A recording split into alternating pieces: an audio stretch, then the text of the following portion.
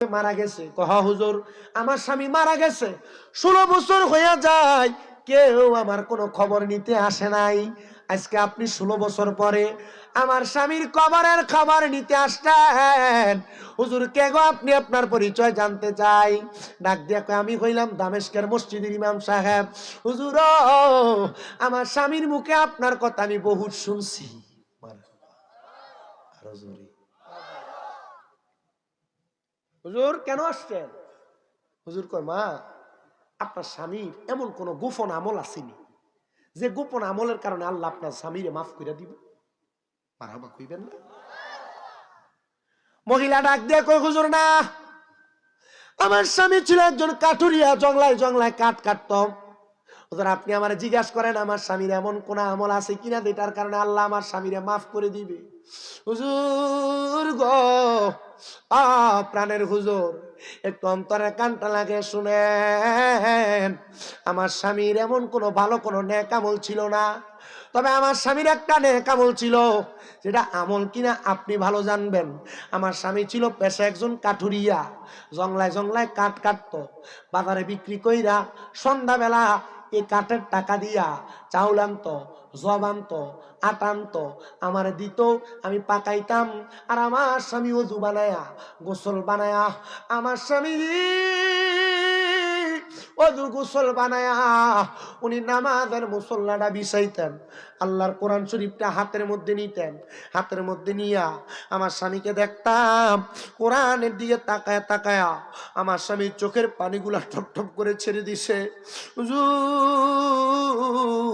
একদিন আমার স্বামী যখন কোরআনের দিকে তাকায়া তাকায়া কান্দে, আমি জিজ্ঞাসা করলাম স্বামী গো, কোনদিন আপনার কোরআন তেলাওয়াত শুনলাম না, আওয়াজ করে পড়লেন না, আপনি কোরআন পড়লে তো আমি স্ত্রীর কাছে ভালো লাগতো। স্বামী গো আজকে একটু কোরআন তেলাওয়াত করে শোনান না, আল্লাহ নিয়ে আপনারে উসিলা আমারে মাফ করে। ওদের আমার স্বামী কোরআন শরীফটা বন্ধ কইরা আমি স্ত্রীরে ধরে ধরে ধরে কান্তাছে, আর ডাক দিয়া কই স্ত্রী রে, আমি যদি কোরআন পড়তে পারতাম আমি কি কোরআনের দিকে তাকে তাকে কাঁদতাম। দামেস্কের বড় মসজিদে নামাজ পড়তে গেছিলাম, হুজুর বলতে যদি কোরআন না পড়তে পারে কোরআনটা যেন মোহাব্বত করে,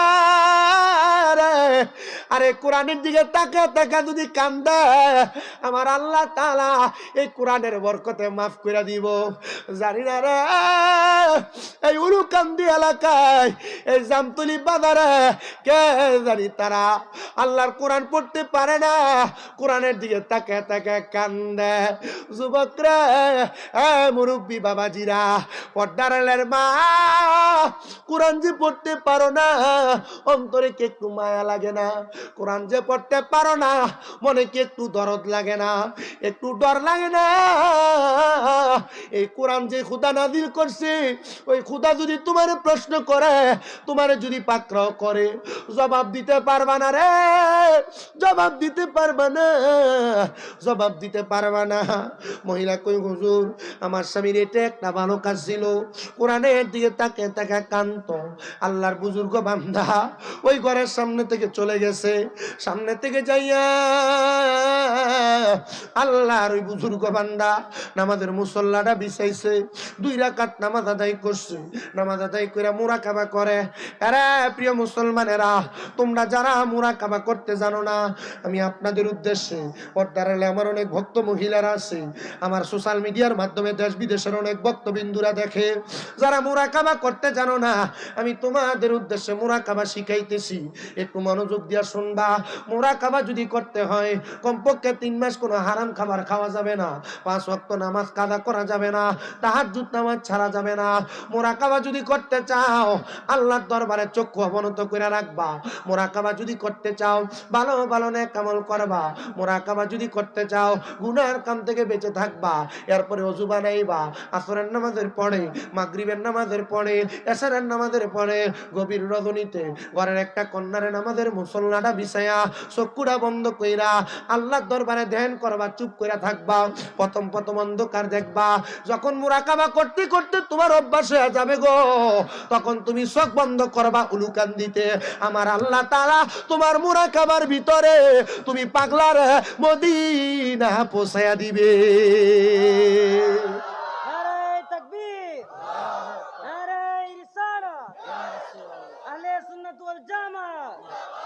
ওরে কোন সময় কোন হালে থাকে দয়াল মুর্শিদে, সালাম দিও না তারে সব জায়গায়।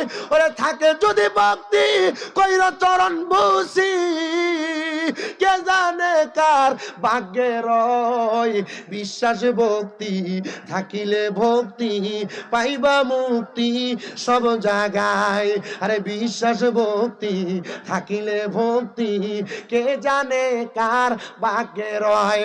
মুর্শিদের দরবারে যাইয়া নত শিরে দাঁড়াইয়া দাঁড়াইয়া তাকো তাগার হুকুমের আশায়। আরে এজাই বিরিয়ানি খেতে লাগিয়া, এজাই খিচুড়ি খেতে লাগিয়া মুর্শিদের দরবারে যায় অনুমতি লইয়া, নরম লাগে না খাইয়া চললে, এটা বিশ্বাসের দরবার যাও না এমন মনে করছো, যা হয়েছে লিখে ফেললি খাইতো আনতো। ইতা বিশ্বাসের দরবারে আসা যাওয়া না, আসা যাওয়া বড় কষ্টের জিনিস। যাই বা কিছু লই আইও, হ্যাঁ বিরিয়ানি ফুকলা লই আই, হ্যাঁ গরু জব করে কেল্লা লই আই, তরিকতের কিছু আইন লাভ আছে নি? লাভ আছে। কষ্ট হইতেছে আপনার, অসুবিধা হইতেছে, একটু মনোযোগ দিয়ে শুনলেন বেটা। প্রিয় মুসলমানের আল্লাহর ওলি বুজুর্গ মুরাকাবা করতে লাগলেন, মুরাকাবাতে তিনি তালাশ করতে লাগলেন, আল্লাহ গো সামদেশে যাওয়ার পথে যে গোরস্থানের সামনে দাঁড়াইলাম, এ কবর থেকে কেন সুঘ্রাণ আসলো তুমি বলো? মুরাকাবাতে আল্লাহ চাইলে দেখাইতে পারে কিনা? শুধু এটা না, আপনি কোনো ব্যবসা করবেন, ব্যবসাটা কি ভালো হইব না খারাপ হইব মুরাকাবা করলে এটা বুঝা যাবেন আগেই। আপনার সামনে মাইয়া বিয়া দিবেন কোন জায়গায়, অমুক জায়গায়, ফোলা বিয়া করাবেন অমুক জায়গায়, এটা কি ভালো হইব না খারাপ হইব এটা মুরাকাবা করলে আল্লাহ জানাই দেয় আগে। কিন্তু মুরাকাবা কি তাই জানোই না, এক চোখ বন্ধ করলে দেখে I M A disco dancer,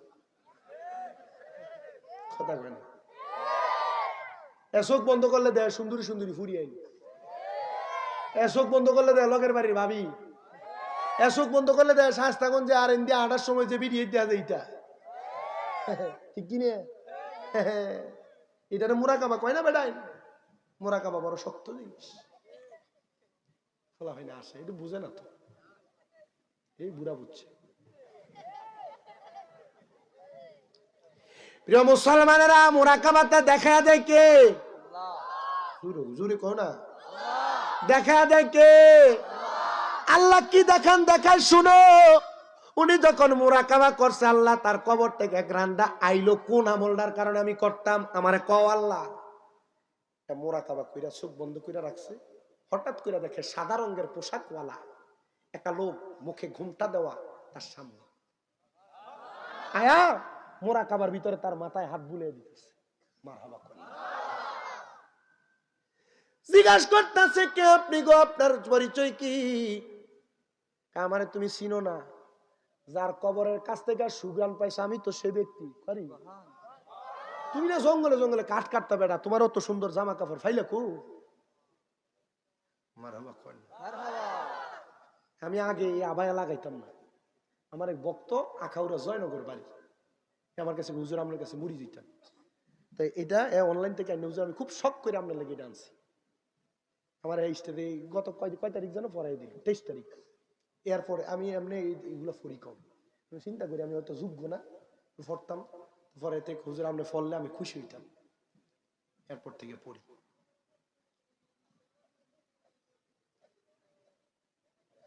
হ্যাঁ আপনি কাঠুরিয়া মানুষ, গায়ের ভিতরে এত দামি দামি জামা কাপড় আসলো কই থেকে? ডাক দিয়ে কই বাবা আল্লাহ তাআলা আমি যে কোরআন পড়ছি তো পড়তাম তো পারতাম না, কোরআনের দিকে তাকায় তাকায় কানতাম, আল্লাহ এই কান্নার বরকতে আমার কবর থেকে জান্নাতের ঘ্রাণ দিয়ে দিছে। আচ্ছা যদি আল্লাহ একটা কাঠুরিয়ারে জান্নাতের ঘ্রাণ দিতে পারে কবর থেকে, উলুকান্দির নবীর পাগলরা যদি কোরআনের দিকে তাকায় কান্দে, পড়ার চেষ্টা করে, একটু একটু করে পড়ে, আল্লাহ কি তার কবর জান্নাত বানাইতে পারে না? পারেনি? বুড়া বুড়া মুরব্বী আব্বারা, যুবক ভাইয়েরা, ছোট ছোট বাচ্চারা, পর্দার আলের আমার আম্মুরা কোরআন পড়তে পারেন আর না পারেন, মসজিদে যায় কোরআন শরীফটা বুকের ভিতরে আঞ্জা করে ধরতে পারতেন না? রমজান মাসে কোরআন শরীফটা খুললা ছায়া থাকতে পারতেন না?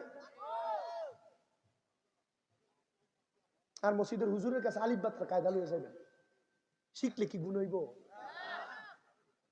সব হইব নি? আরে বেটা, বুড়া বয়সে যদি ফটতে ফটতে মরে যাও গা, এলেম অর্জন করতে করতে কেউ যদি মরে, নবী কয় শহীদের মরণ।